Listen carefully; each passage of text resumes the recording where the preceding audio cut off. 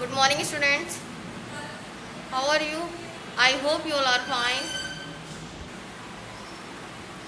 Good morning, students. How are you? I hope you all are fine. Okay, students, तो चलिए start करते हैं आज की क्लास।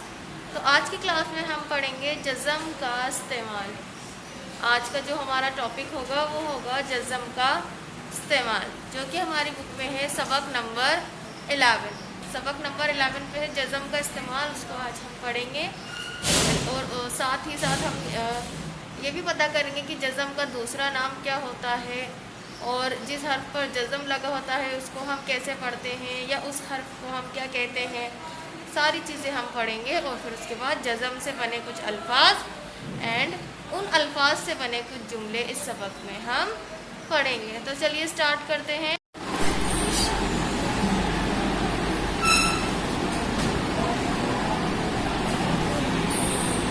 ओके स्टूडेंट्स, तो स्टार्ट करते हैं हम आज की क्लास। सबक नंबर 11 जज़म का इस्तेमाल। जज़म का इस्तेमाल। तो देखिए, सबसे पहले जज़म कैसी होती है, किस तरीके की उसकी सूरत होती है, किस तरीके की उसकी बनावट होती है, और उसका इस्तेमाल क्या होता है, ये सारी चीज़ें हम पढ़ेंगे। और फिर पढ़ेंगे हम जज़म वाले कुछ अल्फाज और जज़म वाले अल्फाज से बने जुमले। ठीक है। सो देखिए, जज़म इस तरीके की होती हैं, इसको हम इस तरीके से बनाते हैं। ठीक है, ये होती है जज़म। अब देखिए, जज़म का दूसरा नाम सुकून है। जज़म का दूसरा नाम क्या है? सुकून। एक तो हम इसको जज़म कहते हैं और दूसरा हम इसको सुकून भी कह सकते हैं।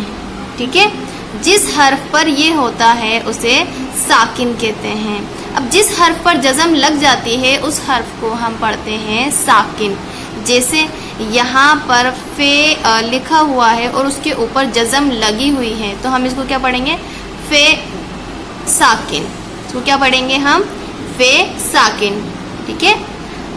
ये अपने से पहले हर्फ से मिलता है, और जिस भी हर्फ पर जज़म लगी होती है वो हमेशा अपने से पहले वाले हर्फ से मिलकर पढ़ा जाता है। कभी भी वो अकेला नहीं पढ़ा जाता, क्योंकि उसका कोई वजूद नहीं होता है। अकेले का उसका कोई वजूद नहीं होता है। जज़म लगने के बाद तो वो क्या करता है? अपने से पहले वाले हर्फ के साथ मिल जाता है और उसी के साथ मिलकर पढ़ा जाता है। ये अपने से पहले हर्फ से मिलता है, वो हर्फ मुतहरिक होता है। और जिस हर्फ से ये जज़म वाला हर्फ मिलता है, जैसे यहाँ पर मैं लिख दूँ दाल। ठीक है, तो जज़म वाला हर्फ है फे। अब ये किससे मिलकर पढ़ा जाएगा? दाल से। इससे पहले दाल लिखा हुआ है तो ये अपने से पहले वाले हर्फ से मिलकर पढ़ा जाएगा। और ये जो पहले वाला हर्फ है, जज़म से जस्ट पहले वाला हर्फ, इस हर्फ को हम कहते हैं मुतहरिक। इस हर्फ को हम कहते हैं मुतहरिक। ठीक है, ये हर्फ हो जाएगा मुतहरिक, ये हो जाएगा साकिन। जिस पर जज़म लगी हुई है उसको साकिन कहेंगे। जो जिस पर जज़म लगी हुई है उससे जस्ट पहले वाला हर्फ जिससे हम जज़म को मिला रहे हैं वो मुतहरिक कहलाएगा। ठीक है। अब देखिए, यहाँ पर कुछ मिसाल दी गई हैं, जैसे रब, यहाँ रे मदफू और बे साकिन है। अब रब यहाँ पर लिखा हुआ है, एक एग्जाम्पल हमें दिया गया है रब का। ठीक है, तो रे बे, रे बे रब। अब ये दोनों मिलाकर पढ़े जा रहे हैं रब। तो बे पर तो साकिन लगी हुई है, यहाँ पर शो नहीं हो रही है आपको, तो बे पर साकिन लगी हुई है और रे पर ज़बर।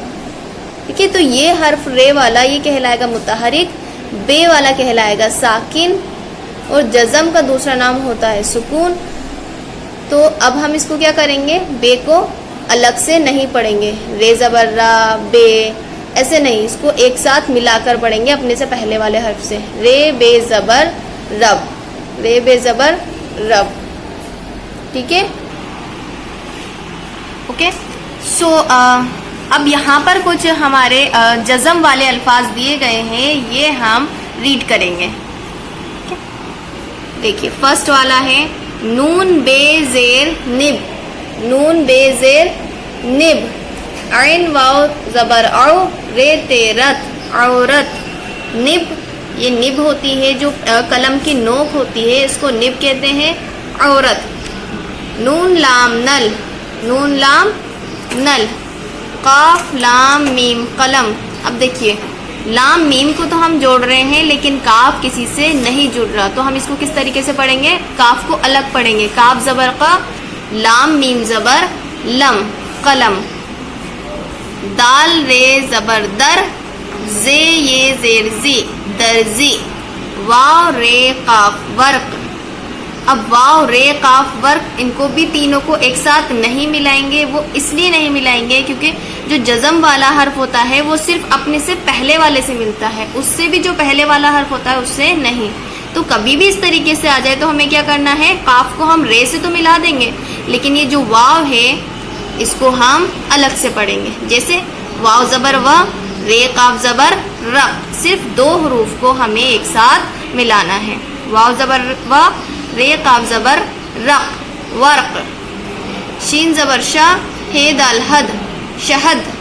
शीन जबर शाह, हे दाल हद, शहद। दाल जबर दा, वाव अलिफ जबर वा, दवा। दाल जबर दा, वाव अलिफ जबर वा, दवा।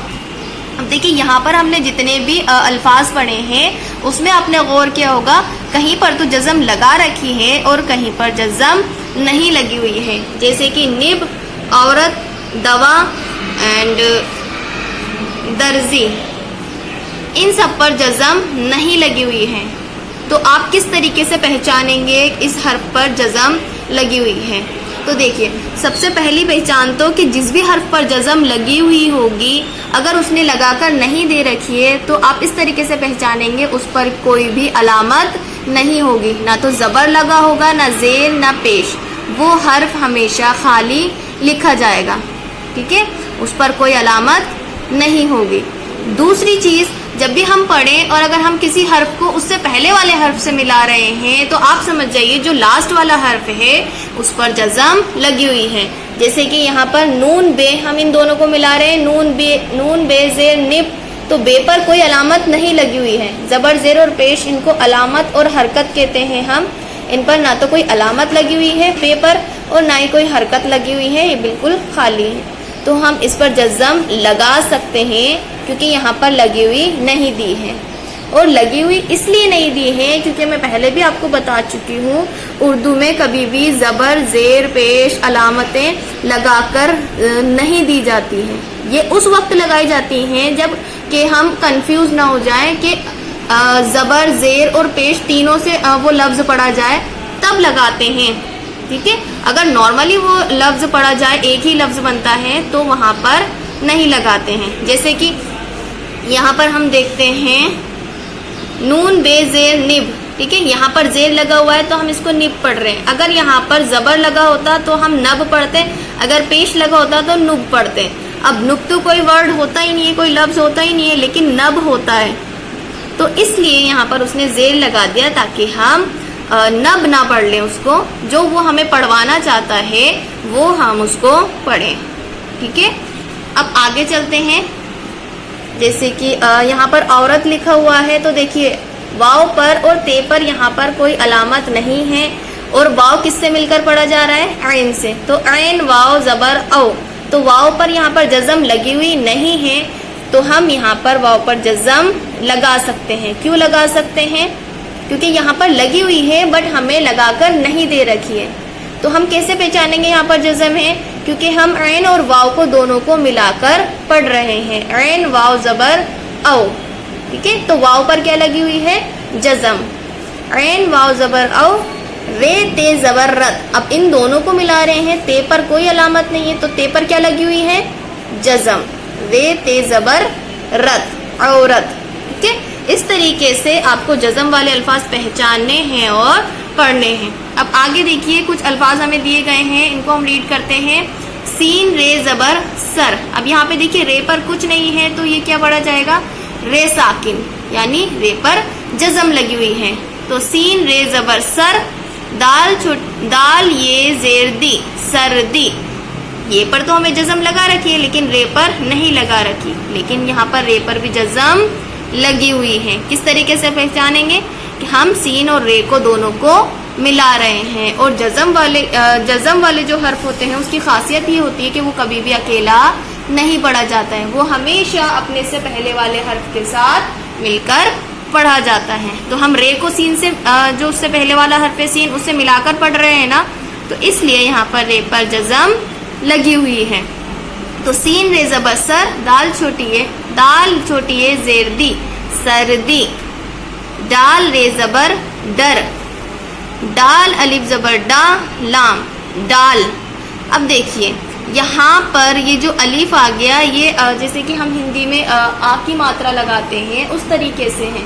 तो कभी भी ऐसे हर्फ आ जाए अलिफ और वाव, ये मात्राओं की तरह होते हैं, तो इनको हमें क्या करना होता है, इनसे तो हम मिला नहीं सकते।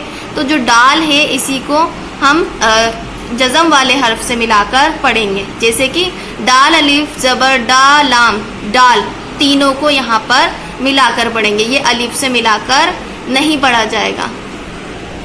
नून ज़ेर डाल रे ज़बर डर निडर, नून गाफ रे नगर, नून ज़बर ना गाफ रे गर नगर, ऐसे भी पढ़ सकते हैं। नून गाफ रे नगर ऐसे भी पढ़ सकते हैं, क्योंकि यहाँ पर हमें कोई अलामत नहीं दे रखी, ना तो कोई ज़बर ज़ेर पेश दे रखा है। पे ये नून पेन, पे ये नून पेन, शीन जीम रे शजर। अब देखिए यहाँ पर ज़बर दे रखा है तो शीन को हम अलग से पढ़ेंगे, शीन ज़बर शाह जीम रे जर शजर, नून ज़बर ना बेज़्वाद बज़ नब्ज़। अब यहाँ पर देखिए ये गलती से नून यहाँ पर लिख दिया है बे की जगह पर, तो बे का नुक्ता आप नीचे लगा लें और इस वाले नुक्ते को कट कर दें, तो ये हो जाएगा नून ज़बर ना बेज़्वाद बज़, तो नब्ज़ नब्ज़। अब यहाँ पर नेक्स्ट देखिए आप रजी, तो रे ज़बर रा ज़्वाद ये ज़ेर जी रजी। आगे चलते हैं, हाथी यहाँ पर लिखा हुआ है, गलती से यहाँ पर दो नुक्ते लगा लिए, तो आप इसको कट करके यहाँ पर जो छोटे है की पहचान होती है उल्टा पेश वो आप लगा दें, तो ये बन जाएगा है कि है अलिफ ज़बर हा, थे ये ज़ेर थी हाथी, ते दो चश्मे मिलकर थे बन जाता है, तो हम इसको डायरेक्ट थे पढ़ेंगे हाथी। अलिफ वाव पेश ओ, काफ दो चश्मे मिलकर बन जाएगा खे, तो यहाँ पर हम इसको पढ़ेंगे खे। तो ओख, लाम छोटी है ली ओखली। इसी तरीके से काफ वाव पेश को है कोट। ठीक, ये हो गए जज़म वाले हमारे अल्फाज। अब यहाँ पर नीचे कुछ जुमले दिए गए हैं उसको हम पढ़ेंगे। यहाँ पर ज़्यादातर अल्फाज ऐसे हैं इन जुमलों पर जिस पर कि जज़म नहीं लगा हुआ है, लेकिन आपको किस तरीके से पहचानना है कि जिस भी हर्फ को उससे पहले वाले हर्फ से मिला रहे हैं, तो आपको यहाँ पर समझना है कि उस हर्फ पर जज़म लगी हुई है। ठीक है, तो अलिफ मीम अम जीम दाल जद अमजद अमजद, अलिफ मद आ ये अलिफ या आया अमजद आया, अलिफ मीम अम रे वाव रू दाल अमरूद, अलिफ वाव रे और अमरूद और, लाम ये ली चे ये ची लीची अमरूद और लीची, लाम अलिफ ला ये अलिफ या लाया, अमजद आया अमरूद और लीची लाया। अब यहाँ से हम पढ़ेंगे रवा से।